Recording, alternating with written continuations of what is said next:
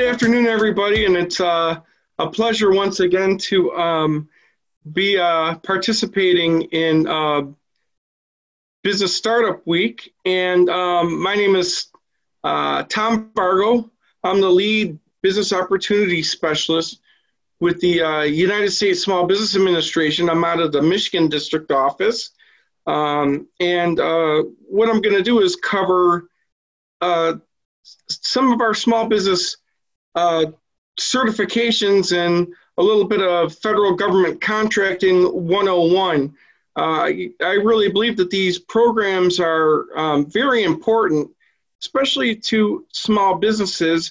I tend to find that a lot of companies located in the state of Michigan don't have federal contracting at the forefront of their mind when the federal government is the largest purchaser of goods and services in the world. And, that's a potential huge customer base for you if you happen to provide a good or service in which the federal government purchases. So I'm going to start off with just a little elevator pitch of the U.S. Small Business Administration. I know most of you know of us through our small business loan programs. And lately in current events here, our payroll protection program and the economic injury disaster loan. We also have counseling resources through our funded resources, which include the small business development centers and our SCORE counselors. And I work completely in our contracting space.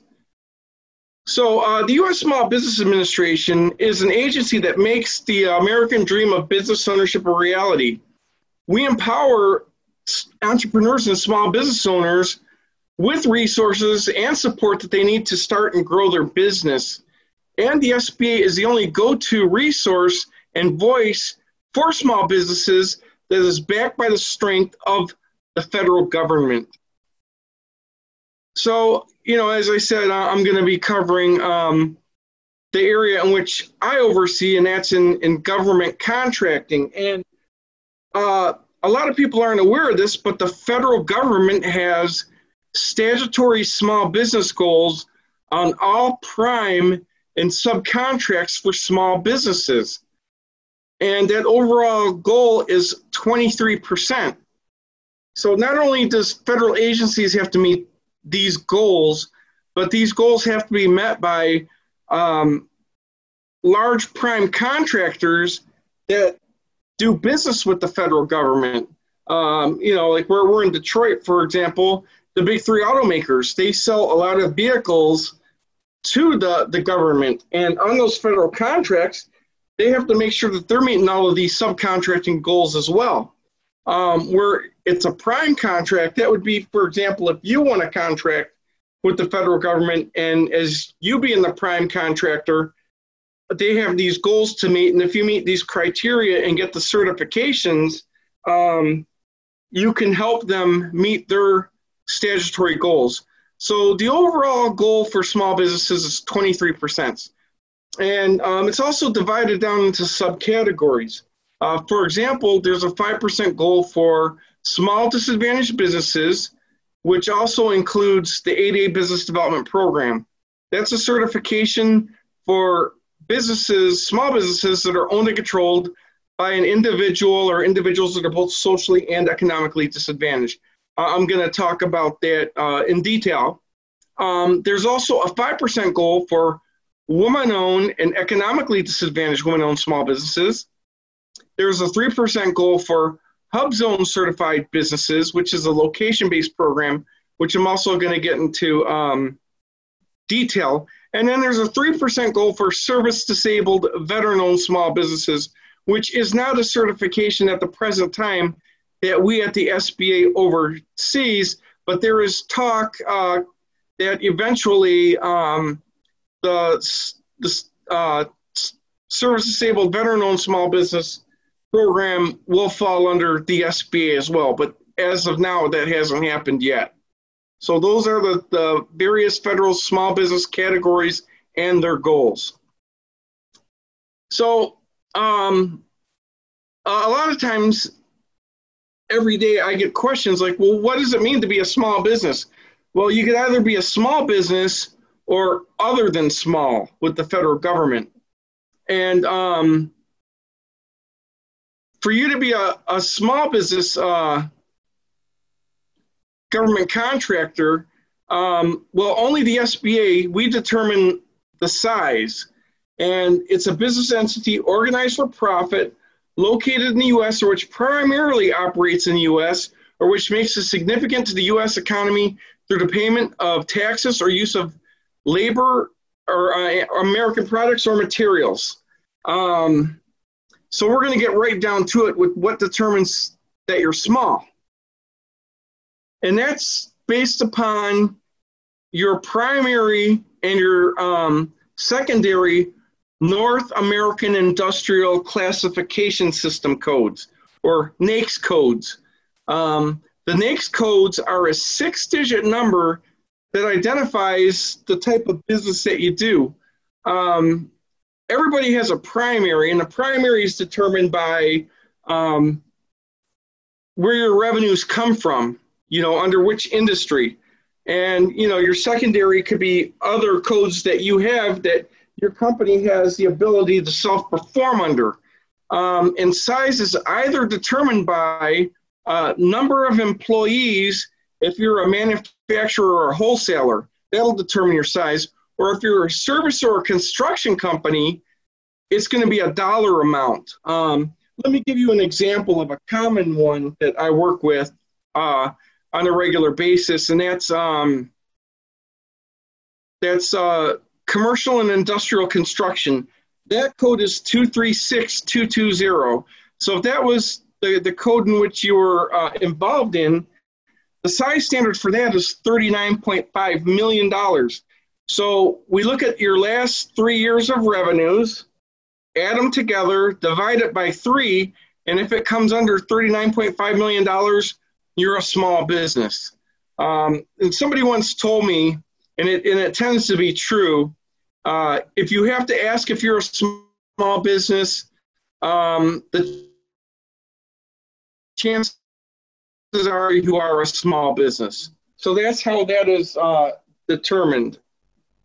So the first step that you're going to want to take with doing business with the federal government is you need to first register on the System of Award Management at sam.gov.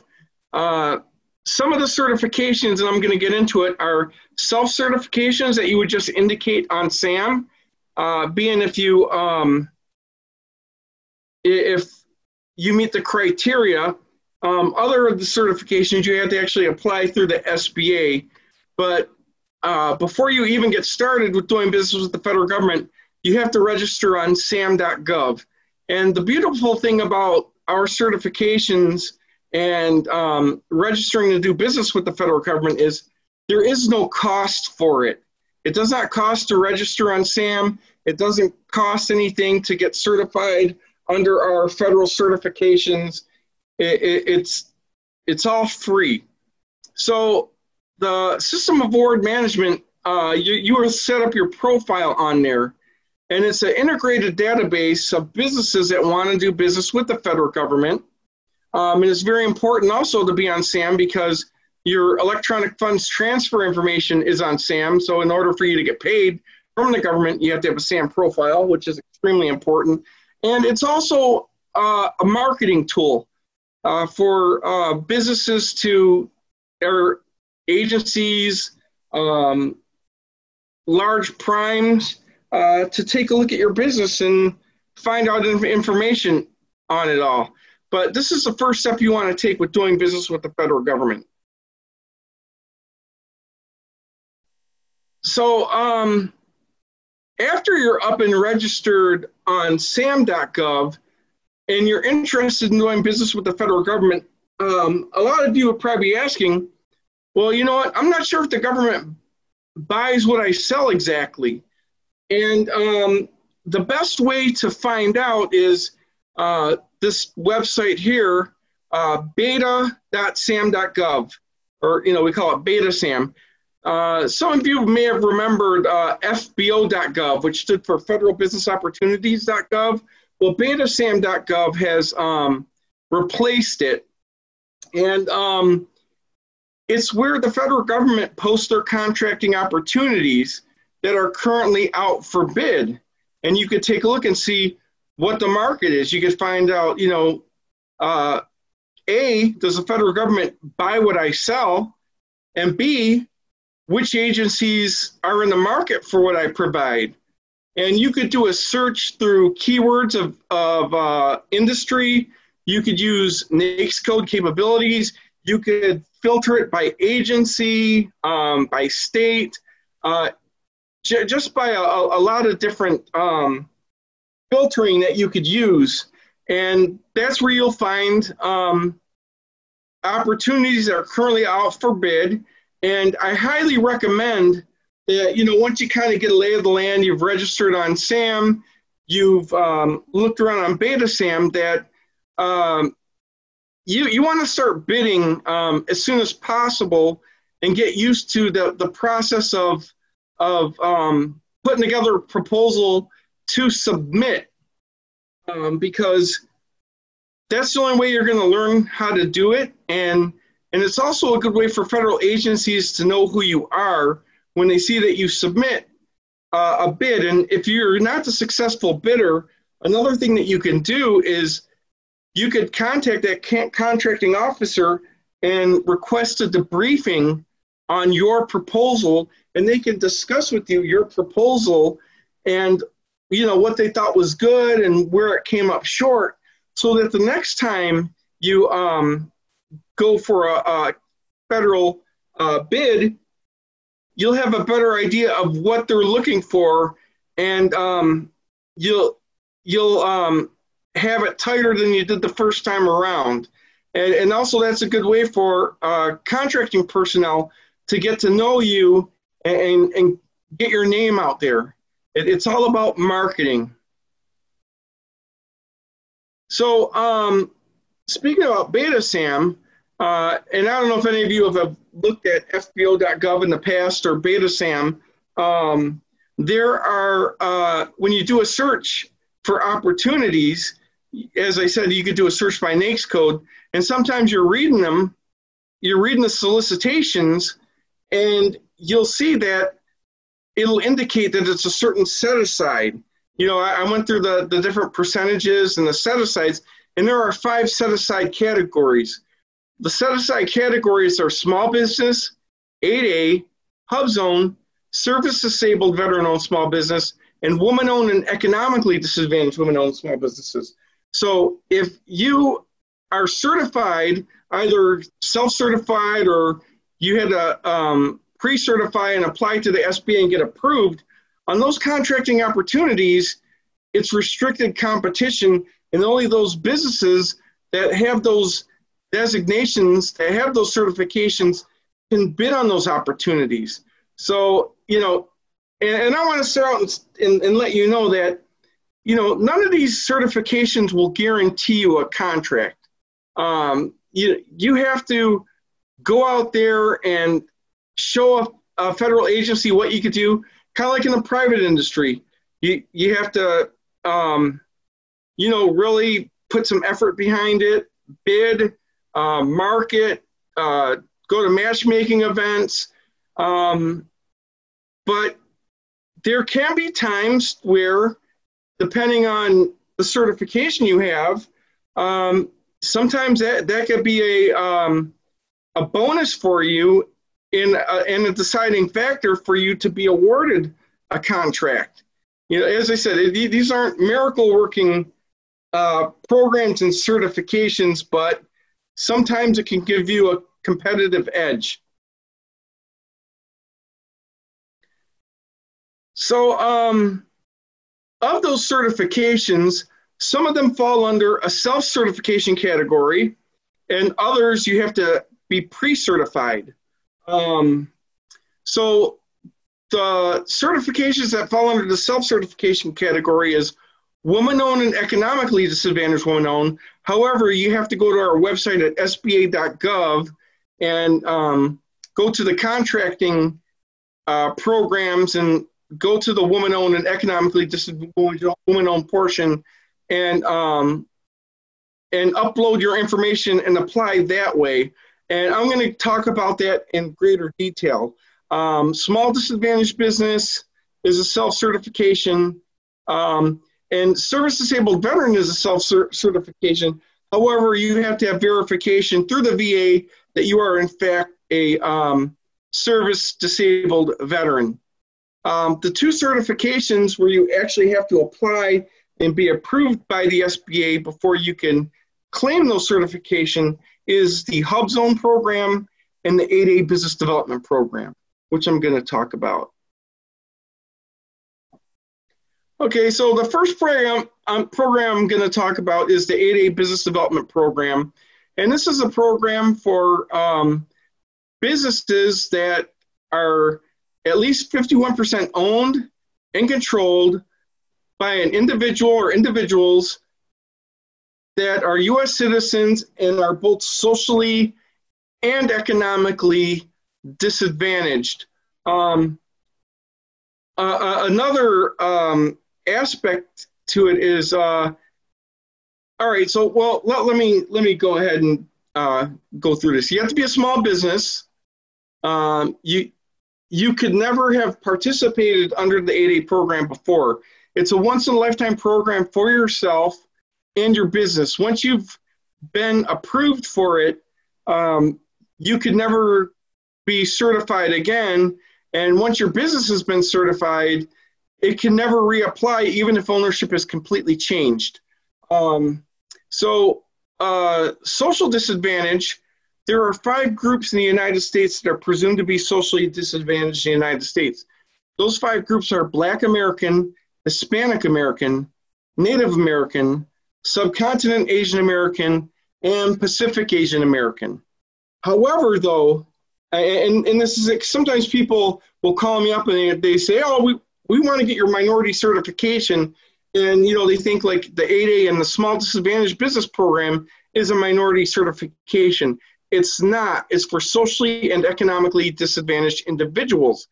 And the reason why I want to bring this up is if somebody's not a member of one of those 5 groups, if they have a different reason for which they are socially disadvantaged, they look on it, the SBA and the federal government looks on it on a case-per-case basis, it's possible to get certified. For an example, I had a white gentleman that was certified 8A, and his basis for being socially disadvantaged is he has a severe physical disability, and he was able to show through the preponderance of the evidence that he is discriminated against here in the United States society for his physical disability. The federal government agreed with him, and he was led into the program. So I just want to emphasize that a little, because sometimes people assume that, oh, this is a minority certification. It's not, and the federal government doesn't have minority goals. But with that said, if you're in one of those 5 groups, which are the main minority groups in the U.S., it does make it a lot easier. Also, upon applying, the person or persons that eligibility is based upon, they must be economically disadvantaged, meaning that their personal net worth cannot exceed $250,000. This is upon applying. However, you know, we do an adjusted gross net worth. We will deduct the equity in your primary residence and the equity in your business. So after those deductions, if your personal net worth does not exceed $250,000, you are economically disadvantaged. Once you're in the 8A program, that net worth goes up to $750,000 with the same deductions. It must be owned by somebody that with $4 million or less in assets. The person or persons that eligibility is based upon must manage the day-to-day operations and make the long-term decisions. All of the principals must be of good character. And we do a background check to see if you have a lack of good character. And you must show potential for success and the ability to successfully perform on federal contracts. And the main way that we with the 8A program, look for your potential for success is the 2-year rule. In order to qualify, you need to have been in business at least 2 full years as evidence reported in your business tax returns, showing that you've had sales for 2 full years as evidence in your federal tax returns. Let me go back. So one of the main, probably the biggest asset to being 8A certified, it's a business development program and a certification. It's 9 years. As I said, it's once in a lifetime. The most attractive aspect to 8A is that under the 8A program, if you can convince a federal agency to do business with you directly, they have the discretion to set aside contracts to you directly, as opposed to you having to go out and bid against people in competition. Under 8A, if you show that you have the capabilities and you can perform, they can set contracts aside for you directly, so you don't have to bid competitively. And but you have to be willing to aggressively self-market your business. An 8A requirement is offered to the 8A program as a direct result of the aggressive self-marketing on behalf of the 8A contractor. Very few open requirements are offered to the 8A program.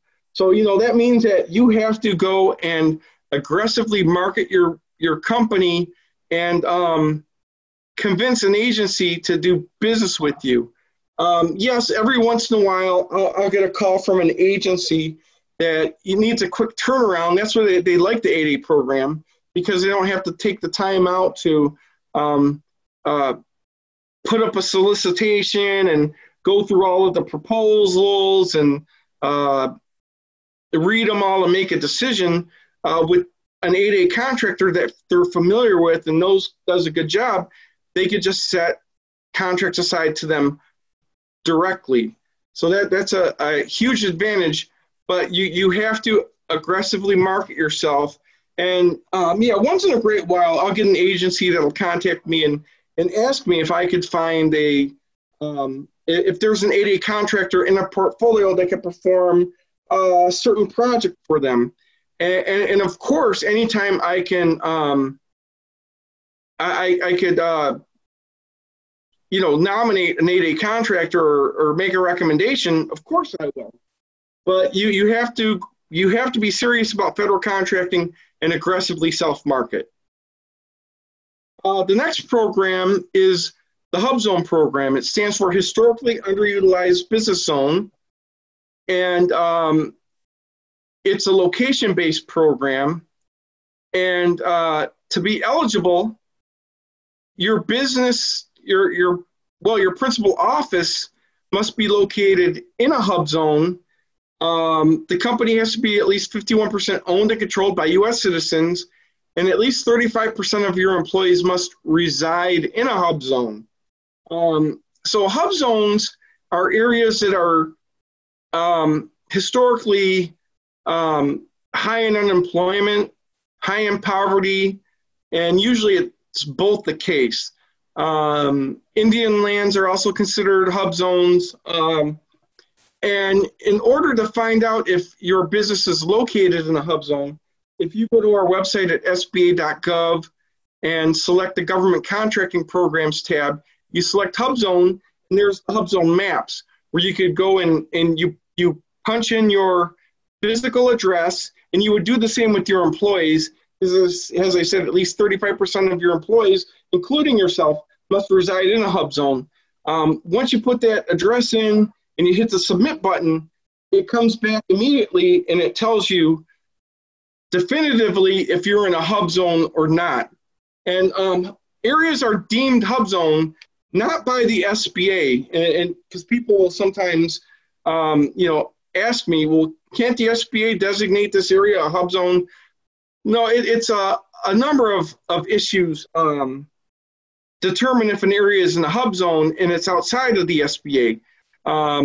Census tract information, currently there's a current census which is going to change up some of the areas that were HUBZone or probably weren't before, but are now.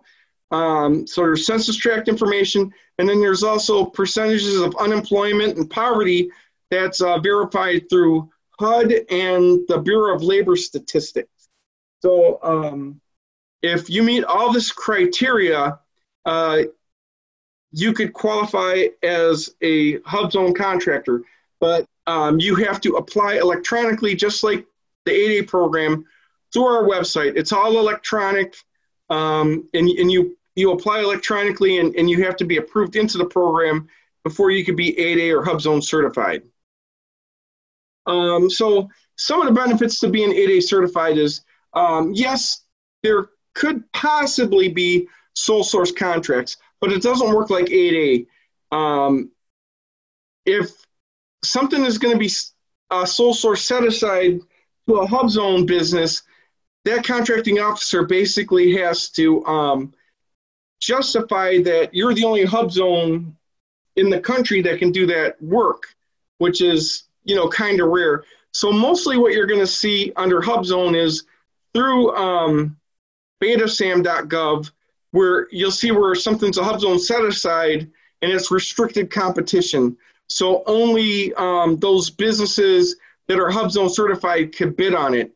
However, there is another advantage in full and open competition. It doesn't happen a lot, but it can happen occasionally.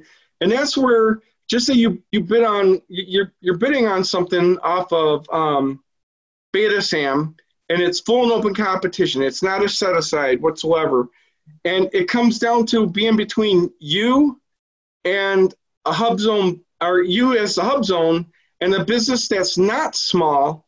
Well, that agency will add 10% to the cost of the proposal from the business that's not small. And if the HUBZone's bid came in under that, they will award it to the HUBZone company.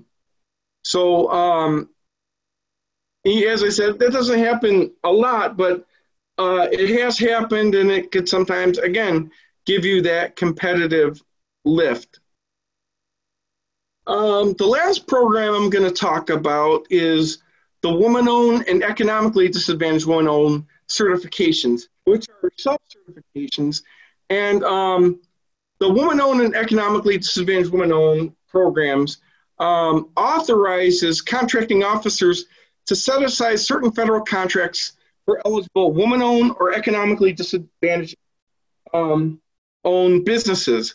Now, the federal government did an initial study, and they continue to do a study based on industries through NAICS codes that they've been able to ascertain through these studies that certain NAICS code industries are underrepresented in the federal marketplace by woman-owned and economically disadvantaged woman-owned small businesses.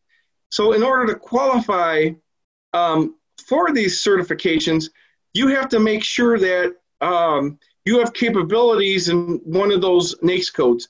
And there's over 400 NAICS codes for woman-owned and over 400 for economically disadvantaged woman-owned.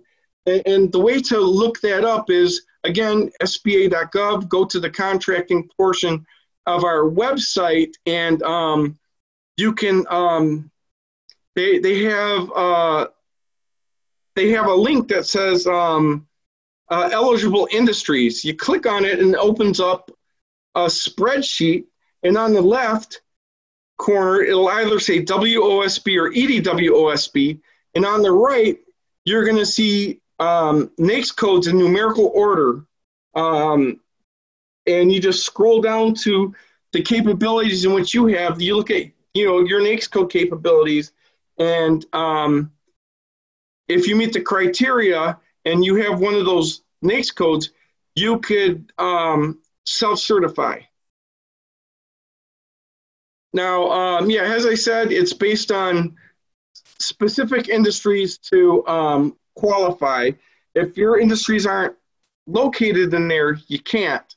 And contracting officers under these programs has to have the rule of two to submit an offer to a woman-owned or economically disadvantaged women-owned small business, which means that they have the reasonable expectation that there are 2 or more women-owned or economically disadvantaged women-owned small businesses that have the capabilities to perform on a contract. And again, the goal for women-owned and economically disadvantaged women-owned small businesses is a 5% goal. So these are the criteria. I'm going to first go over the woman-owned small business criteria, which also go for EDWOSB. And then I'm going to go over EDWOSB, which has additional on top of these. So you have to meet these for women-owned and economically disadvantaged women-owned, but there's more for economically disadvantaged women-owned small businesses. So you must be small based on your primary NAICS code or your secondary codes. The company has to be at least 51% unconditionally and directly owned by a woman or women that are U.S. citizens.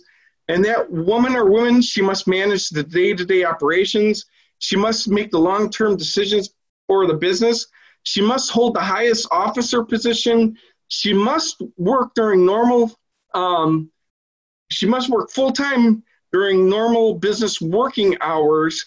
And there is not a length in time in business restriction, and neither it is with HUBZone. You can just be an existing business. You don't have to have the 2 years like you do with 8A.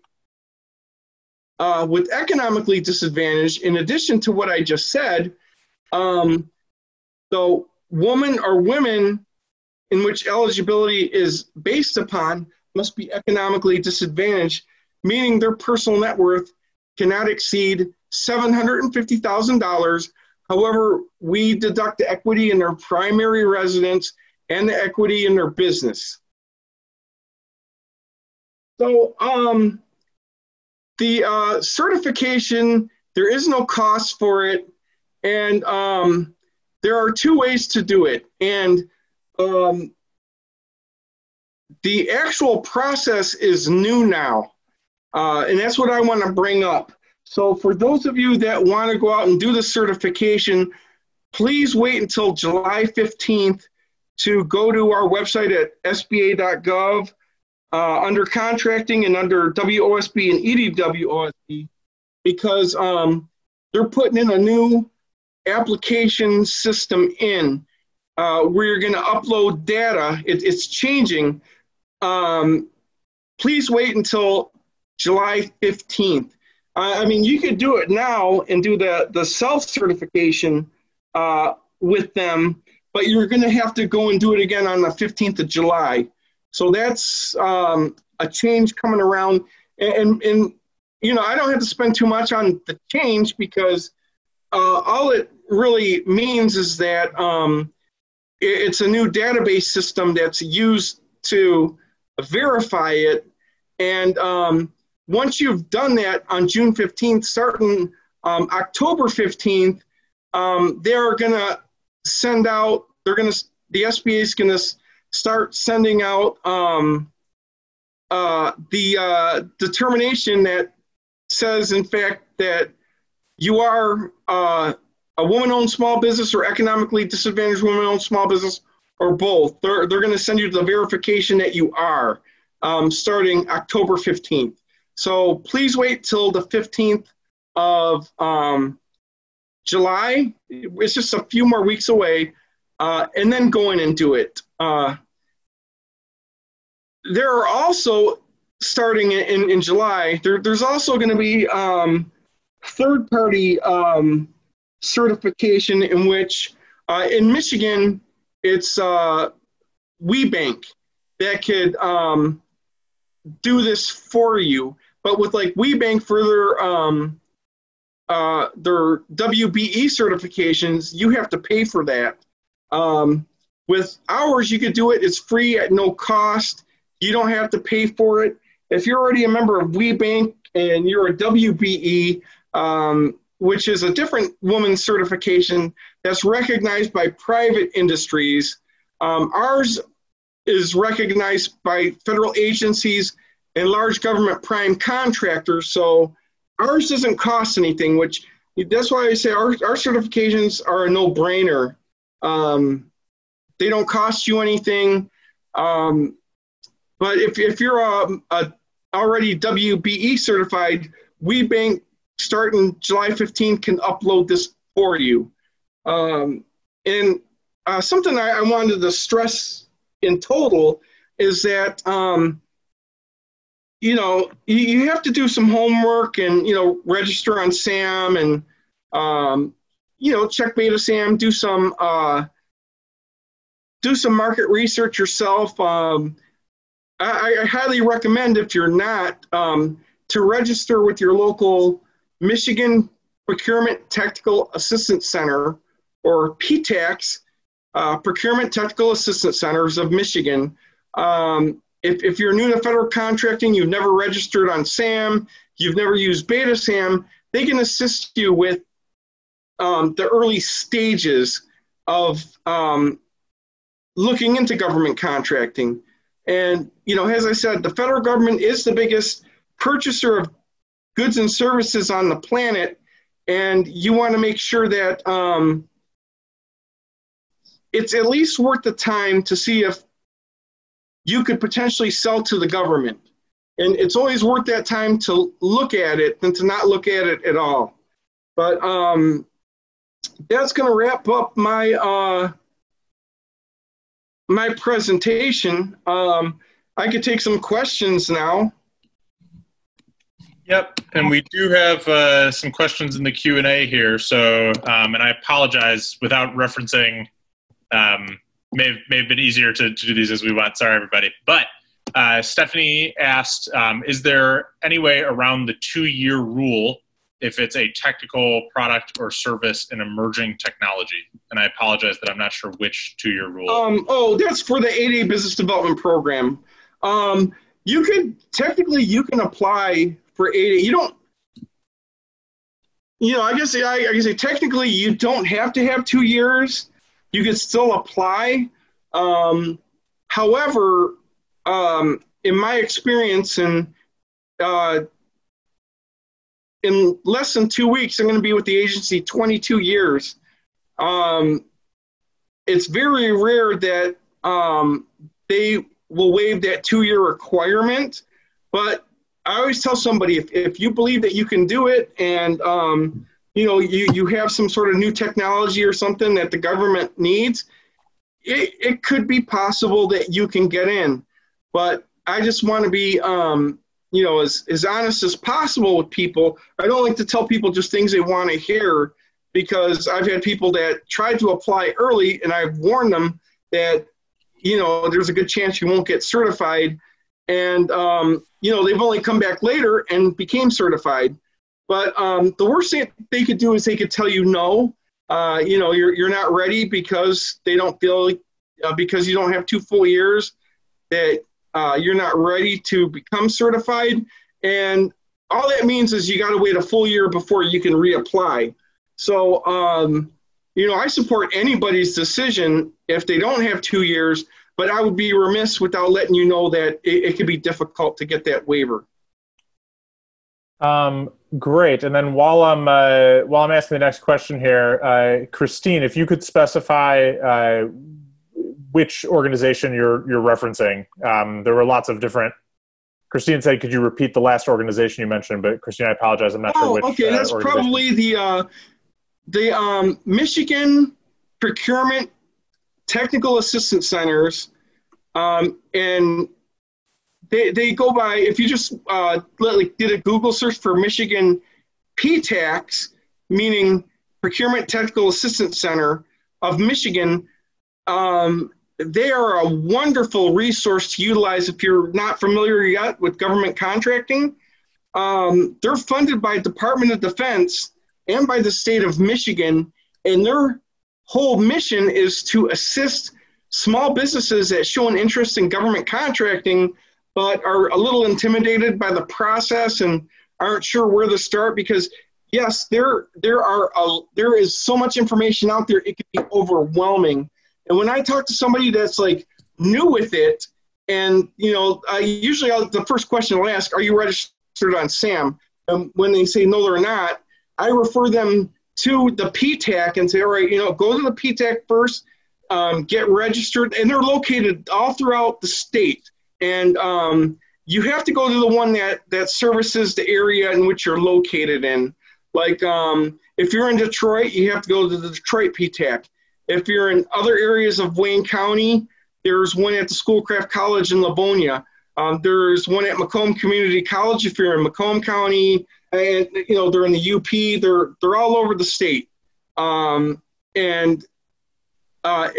If you just did a search, Procurement Technical Assistance Centers of Michigan or PTACs of Michigan, you'll get to their site, and you can see their offices. And if you're quite not sure, you could call any of them and say, well, my business is located here, and they'll be able to tell you which location to go to.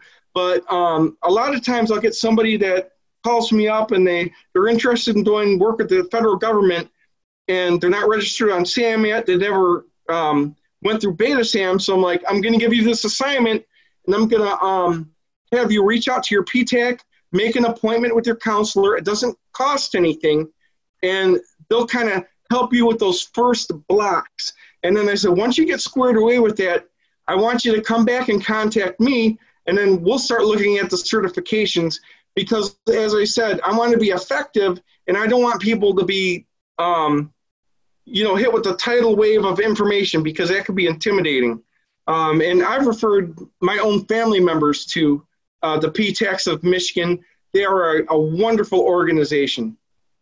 Fantastic. And everybody, I dropped the link in the chat here to the PTAC offices. Oh, thank you, Jacob. Great. So next question from Brittany is HUBZone criteria based on headquarter information, or do satellite offices count? Well, your principal office has to be located in the HUBZone. If you have like more than one location, the principal one has to be located there.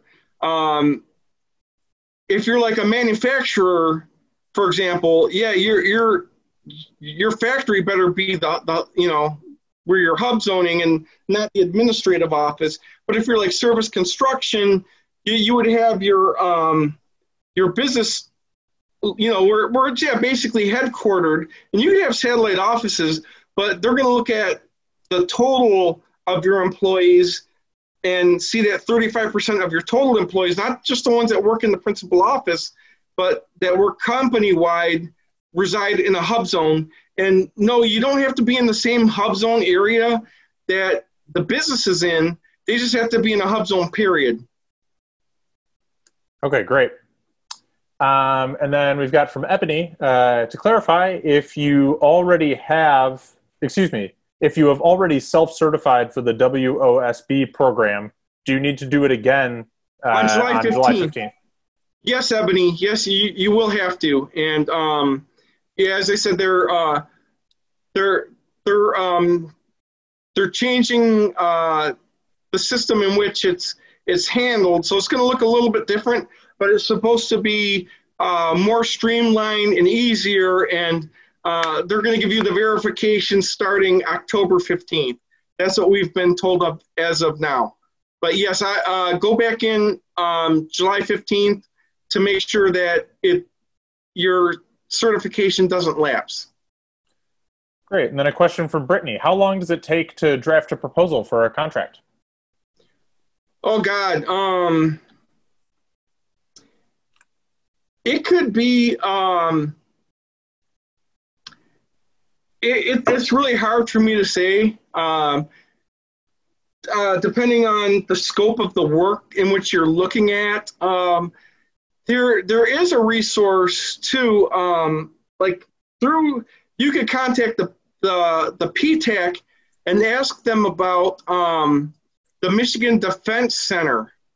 And the Michigan Defense Center, which is part of the PTAC organization, they provide a service for people that have never written proposals, and they have some contractors in which they were vetted.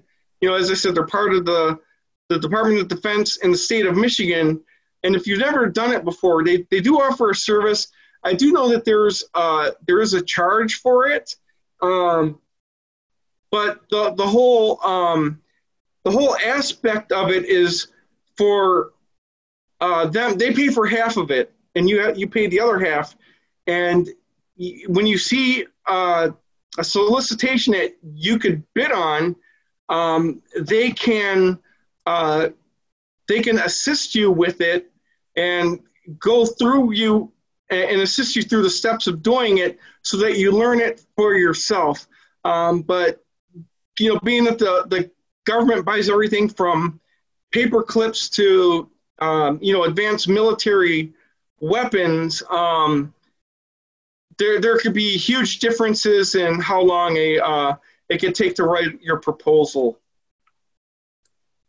But I do know once you've done it a few times and have gotten used to the process, it's really something that you could master. Fantastic. And then we've got one more question in the queue here. So is a physical therapy clinic part of the SBA? And is there contracting for these PT clinics by the federal government? I believe that there are federal opportunities for those services. The best way to find out, there are certain things like right off the top of my head, I know the federal government purchases.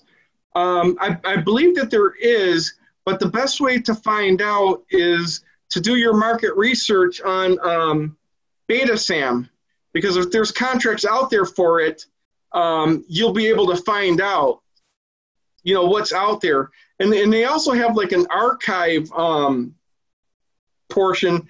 And that's why, I recommend everybody that's new to federal contracting and haven't done it before to reach out to your PTAC, because they can help you with, better utilizing Beta SAM to where you're getting a more focused search as opposed to wide responses.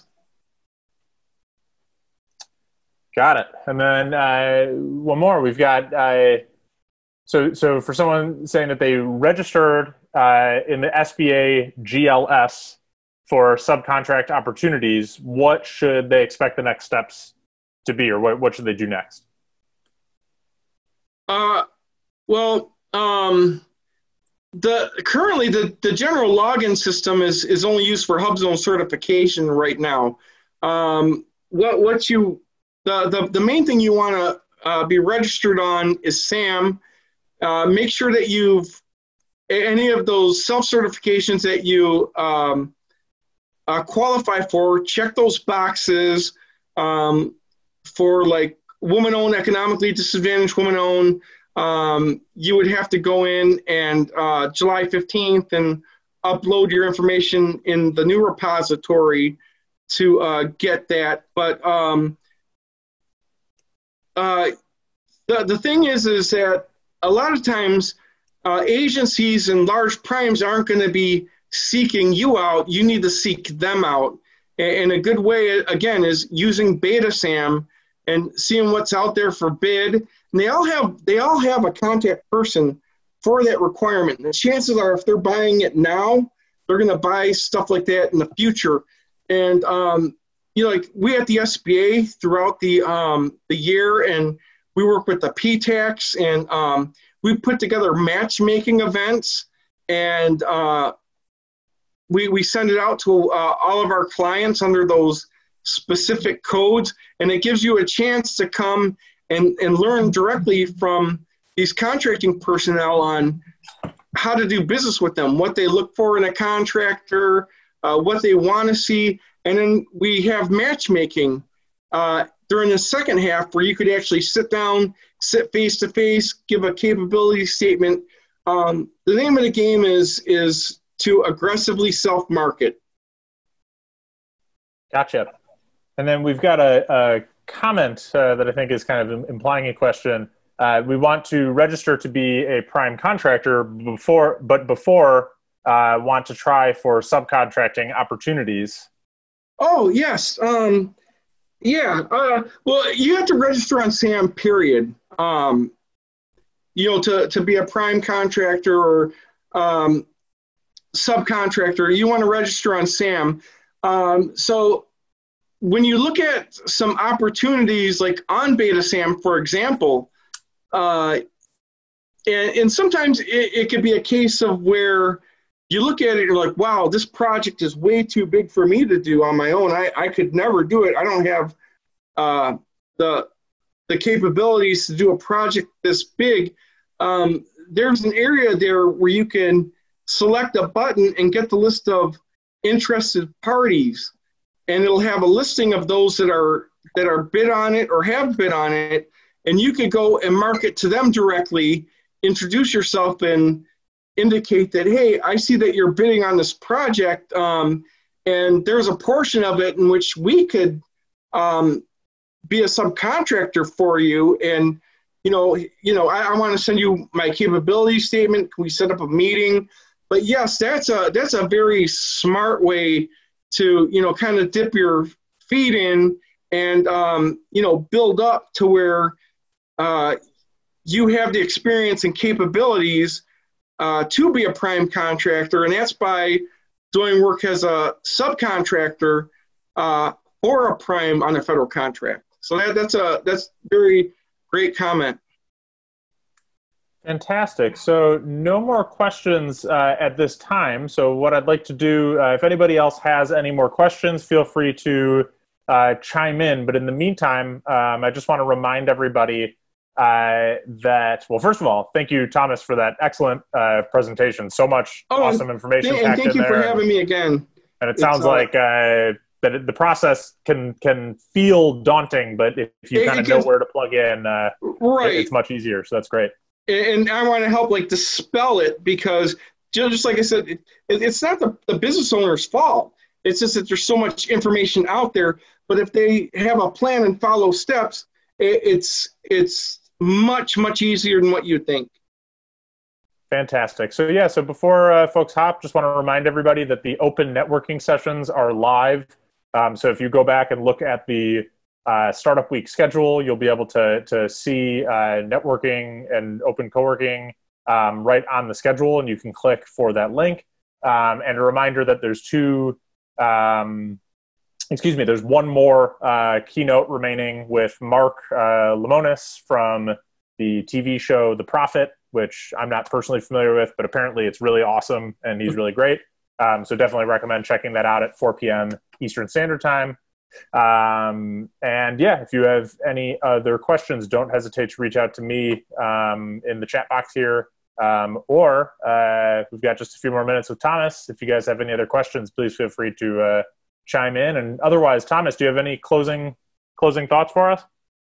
No, but if anybody has any questions later on, let me give you my email address, because our phone system's having a little trouble. But my email address, it's really straightforward. It's all lowercase. It's my first name, Thomas, Thomas, dot, and then my last name, which is V as in Victor, ARGO, at SBA for Small Business Administration .gov, short for government. So it's just thomas.vargo@sba.gov. Really straightforward. Perfect, and that's dropped in the chat as well, everybody. So you can copy that. Great. Well, I will leave the room open for another few minutes here. So yeah, if you guys have any other questions trickling in, feel free to do that. You got a few thank yous trickling in here, Thomas. But yeah, thank you so much for sharing all that excellent information, and we look forward to hearing more from you in the future. But also, I look forward to. Yeah, look forward to everyone being engaged throughout the rest of the day. So thanks, guys. Thank you.